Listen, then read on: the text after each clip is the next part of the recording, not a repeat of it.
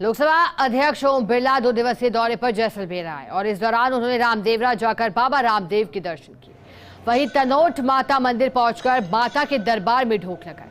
इसके बाद first India news से एक्सक्लूसिव बात करते हुए उन्होंने कहा कि ग्रामीणों ने हमेशा हर परिस्थिति में देश की रक्षा करने में अपनी महत्वपूर्ण भूमिका निभाई है। 1971 के युद्ध में उन्होंने सैनिकों के साथ मिलकर देश की सीमाओं की सुरक्षा की। वहीं उन्होंने कहा कि प्रधानमंत्री नरेंद्र मोदी के नेतृत्व में बॉर्डर क्षेत्र के गांव का विकास हो रहा है।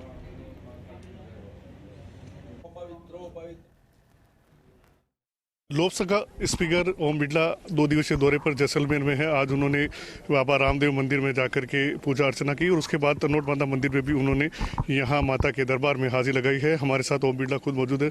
सर, जिस तरह से प्रधानमंत्री नरेंद्र मोदी कहते हैं कि भारत का पहला गाँव अंतिम गाँव नहीं, आपने लोगों से संवाद भी किया है, प्रबुद्धजनों से भी संवाद किया है, क्या संदेश आप देना चाहेंगे? भारत पाक सीमा पर ये पहला गांव घंटियाली और इसके आसपास के गांव ढानियों के अंदर आज बॉर्डर पर उन सब लोगों से मिलना हुआ जो वर्षों से यहाँ रह रहे हैं, जो 1965 के युद्ध में, 71 के युद्ध में भी यहाँ पर डटे रहे, जिन्होंने सैनिकों के साथ मिलकर युद्ध किया।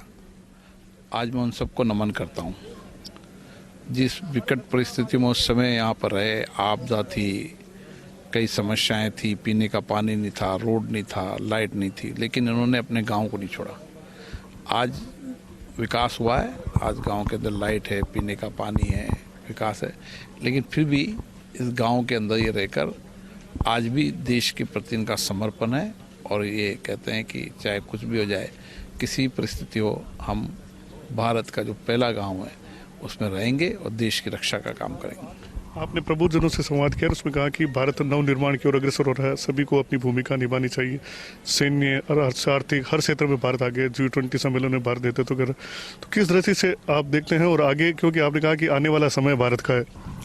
ये जैसलमेर जिला एक बॉर्डर जिला है, देश का सबसे बड़ा जिला है और इस नाते यहाँ के लोगों से संपर्क करना, बातचीत करना, विभिन्न वर्गों के लोगों से मिलना, उनकी बात को सुनना। लेकिन मैं कह सकता हूँ कि आज यहाँ रोड कनेक्टिविटी बेटर हुई है, पीने का पानी पहुँचा है, लाइट पहुँची है और यहाँ के लोग अब पशुपालक के रूप में काम कर रहे हैं। कुछ कठिनाइयाँ हैं जिनका भी समाधान होगा, लेकिन ये कह सकता हूँ कि नरेंद्र मोदी जी के नेतृत्व में देश आगे बढ़ रहा है।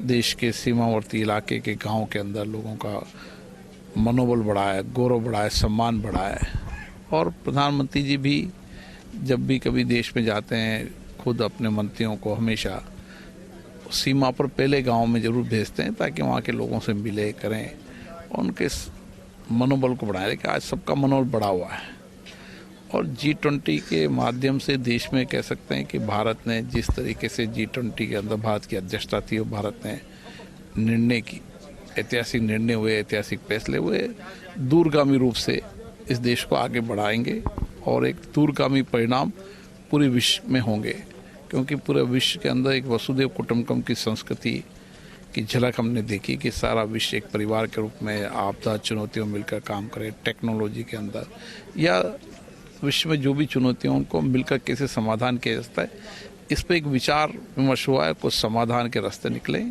अच्छे परिणाम। अंतिम सवाल है, लोकसभा सदन को गरिमापूर्ण तरीके से चले, क्योंकि बार बार ठप करने की जो परंपरा है, कहीं न कहीं यह सदन समय बर्बाद होता है, किस तरह से आप?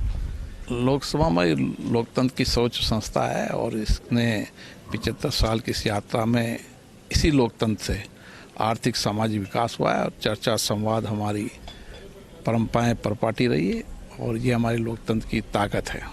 तो ये थे ओम बिरला, जिन्होंने कहा कि G20 सम्मेलन के माध्यम से जिस तरह से भारत ने पूरे विश्व का नेतृत्व किया है और आने वाला समय निश्चित रूप से भारत का होगा। फर्स्ट इंडिया न्यूज़ के लिए सहयोगी भवानी सिंह के साथ शिव प्रकाश पुरोहित।